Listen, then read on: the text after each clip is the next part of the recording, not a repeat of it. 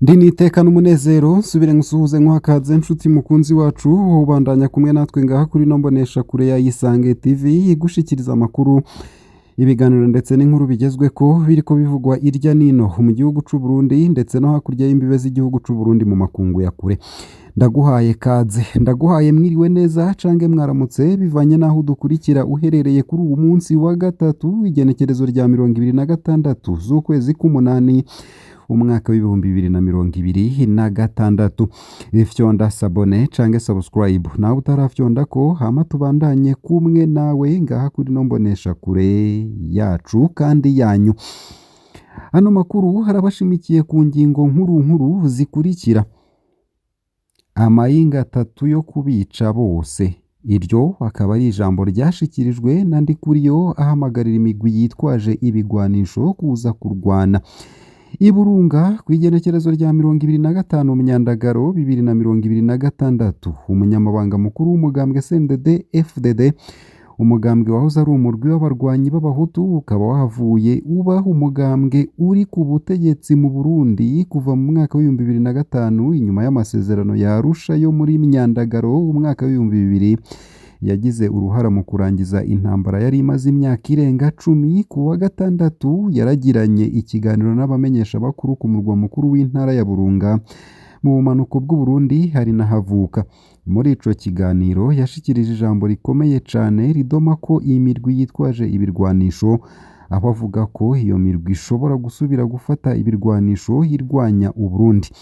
Reverien Ndikuriyo yavuze ko adatewe ubwoba n'ivyo bikorwa, acatera kamo abashobora gutera u Burundi ko bubanza kwegeranya abarwanyi bashika ku bihumbi 200 bitwaje ibirwanisho imbere yo kugerageza gutera u Burundi. Kubwiwe izo ngabo zose zoshobora guhagarikwa kandi zigatikizwa mu kiringo c'amayinga 3 gusa. Nibaze aho kwifotora bambaye impuzu za gisirikare. Uko akaba ariko yashikirije. Reverien Ndikuriyo yaraneguye cane Red Tabara hamwe na FNL, no kuvuga Force Nationale de la Liberation irongowe na Aloys Nzabampema. Iyo ikaba hari imirwi ibiri yitwaje ibirwanisho y'abarundi ikorera mu ntara ya Sud Kivu mu buseruko bwa Republika Iharanira Rusange ya Kongo RDC. Umunyamabanga mukuru wa CNDD FDD hariwe Reverien Ndikuriyo akaba yahamagariye abavuga ko bashaka kurwana kuva mu majambo bakaja kubikorwa.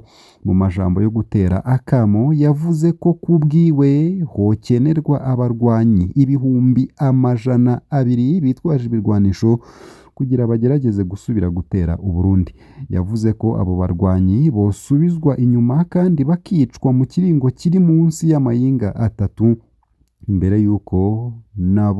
imbere yuko naboshobora kuza kubafasha bashikirwa n'ingaruka nk'izo nk'uko yabivuze.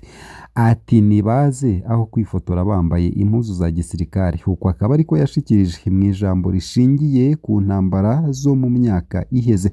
Mu gushigikira ivyo avuga, umunyamabanga mukuru wa CNDD FDD yavuze ku bice bitandukanye vy'amateka ya vuba y'u Burundi. Yavuze na cane imyaka y'ibihumbi 2012, 2014 ndetse n'ibihumbi 2015. Avuga ko abarwanyi bari bagerageje kwinjira ku butaka bw'u Burundi ico gihe bose bishwe. Ndikuriyo avuga ko ivyo ari ikimenyamenya c'uko abasirikare b'u Burundi bashoboye guhagarika ikindi gitero. Nico gituma avuga ko imirwi ibandanya gutera ubwoba igihugu iri hanze y'u Burundi ikwiye guhagarika amajambo n'ivyo isohora ku mbuga ngurukana bumenyi, ahubwo igashika ku rugamba ubwayo. Canada, Uburaya, Leta Zunze Ubumwe za Amerika ndetse na Republika Iharanira Rusange ya Kongo ziragirizwa. Reverien Ndikuriyo yaravuze kandi ku butumwa buvugwa ko busohokera mu bihugu bitandukanye harimwo Canada, Ububiligi n'ibindi bihugu vya Buraya, Leta Zunze Ubumwe za Amerika hamwe na Repubulika Iharanira Rusange ya Kongo. Kubwiwe amafoto y'abantu bambaye impuzu za gisirikare hamwe n'amajambo atangarizwa hanze y'u Burundi ntibihagije kugira habe iyindi ntambara. Yavuze kandi ko inzego zijejwe umutekano zikurikiranira hafi uturere tw'amashamba n'uturi ku mbibe kugira zimenye ibikorwa vyose bishobora kuba vy'imirwi yitwaje ibirwanisho. Repubulika Iharanira Rusange ya Kongo iri mu bibandwako cane mu bikorwa vyo gukurikirana umutekano.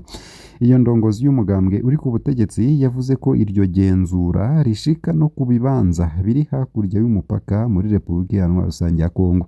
Yavuze na cane amashamba, imisozi n'imyonga, uturere tw'amabuye hamwe n'ahandi hoshobora gukoreshwa nk'ubwihisho bw'abarwanyi. Kubwiwe imirwi yitwaje ibirwanisho yogerageza gukoresha ivyo bibanza nk'ibirindiro ntishobora guhunga bitagoranye igikorwa co gukurikiranwa n'inzego z'umutekano z'u Burundi. Aterega n'ukwicana igice cavuzweko cane. Uretse akamo yateye imirwi yitwaje ibirwanisho, hari ikindi gice c'ijambo rya Reverien Ndikuriyo cakwegeye abantu umutima. Uburyo yavuze ku vyoshikira abarwanyi mu gihe hoba uguhangana. Mu kuvuga ati erega n'ukwicana, imvugo ishobora gutahurwa nk'iyivuga ko hari intambara abantu bakicana. Yerekanye uguhangana mu buryo busiga umwanya muto mu majambo yiwe ku ciyumviro co gufata mpiri canke gupfunga abarwanyi. Iki gice c'ijambo ni kimwe gikomeye cane hisunzwe amategeko mpuzamakungu agenga intambara. Umurwanyi yafashwe mpiri, wishikanye canke utagishoboye kurwana kubera ibikomere canke iyindi mpamvu ategerezwa gufatwa mu runtu. Kuba yaragize uruhara mu ntambara ntibimuha uburenganzira bwo kwicwa amaze kuba atagishoboye kurwana. Amajambo ya Reverien Ndikuriyo aje mu gihe akarere karangwa n'intambara zitandukanye hamwe n'ivuka ry'imirwi yitwaje ibirwanisho mu buseruko bwa RDC. Umunyamabanga mukuru wa CNDD-FDD yarakoresheje imvugo ikomeye cane gutera akamo Red Tabara na FNL kwibutsa intambara yabaye kera no kuvuga ko iyo mirwi izohagarikwa mu gihe yotera u Burundi. Ubutumwa bwiwe buratomoye. Abatera ubwoba u Burundi bakwiye guhagarika kuvuga ahubwo bakaza kurwana. Ariko aguma asubiramwo ivy'uko bazokurwaho mu gihe hoba uguhangana, bituma hibazwa ikibazo kinini ku mipaka y'imvugo ya politike. Igihe umutegetsi avuga ku ntambara ishobora kuba hamwe n'ivyoshikira abazoyigiramwo uruhara. Mu karere karangwamwo cane n'ubwicanyi n'intambara, iyo mvugo yo gutera akamo irongera gukwega amakenga ku bishobora gutuma haba icuka umwuka hagati y'ubutegetsi bw'u Burundi n'imigwi yitwaje ibirwanisho ikorera mu buseruko bwa RDC. Ano makuru turabandanya kuyakurikirana hama natwe nyine tuyabashikirize yose uko yakabaye.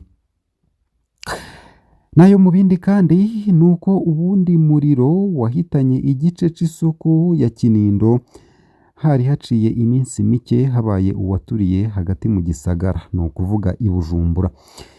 I Bujumbura kuwa 25 Nyandagaro 2026 wundi muriro waradutse kuri uwu wa kabiri uturira igice c'isoko ya Kinindo mu bumanuko bwa Bujumbura mu murwa mukuru w'ubutunzi n'ikibanza nyamukuru c'ubudandaji mu Burundi, aho hari haciye iminsi mike gusa habaye umuriro ukomeye wahitanye amagareri abiri y'ubudandaji hagati mu gisagara.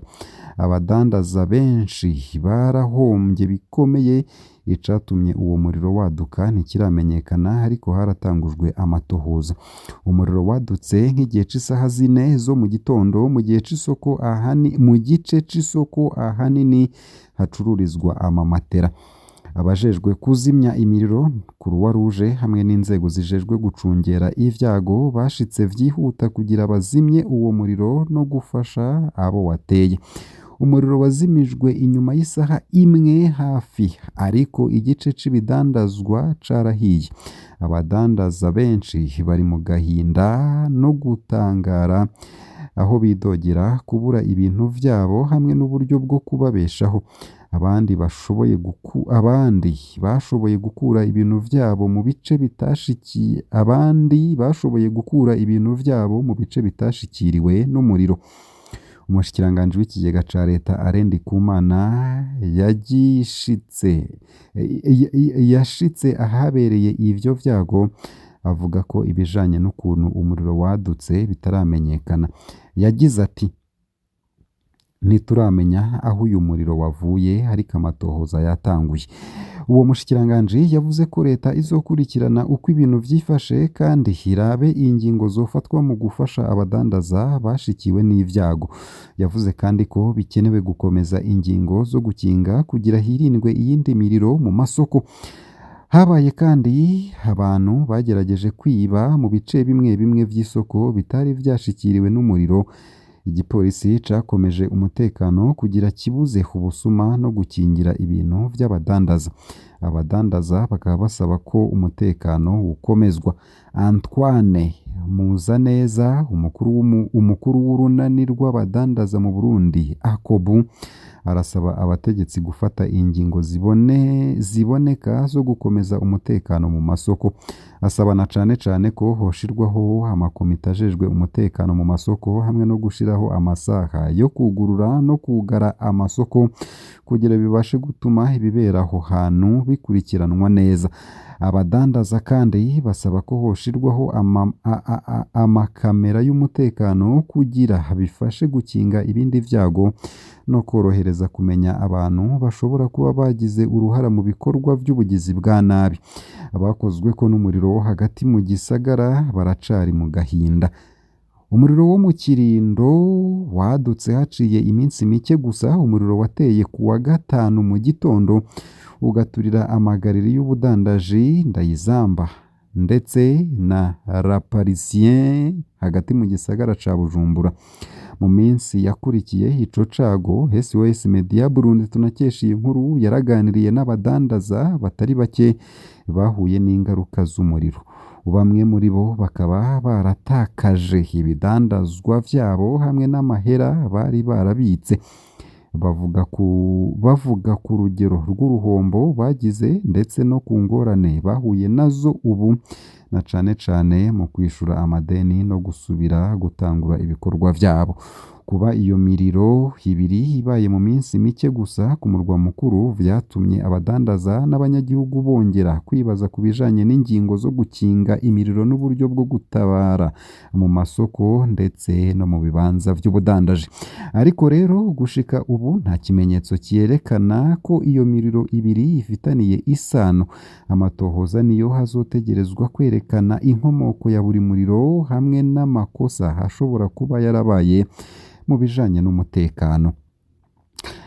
Ngaha akaba ariho nsoreje ano makuru nari naguteguriye, ariko avugwa irya nino mu gihugu c'u Burundi ndetse no hakurya y'imbibe z'igihugu c'u Burundi mu makungu ya kure. Ico utegerezwa gusa nyene ni ukubandanya kumwe natwe. Ndagushimiye wowe wafyonze sabone, wowe utarafyondako nyene fyondako kugira ubashe kubandanya hamwe na Isange TV.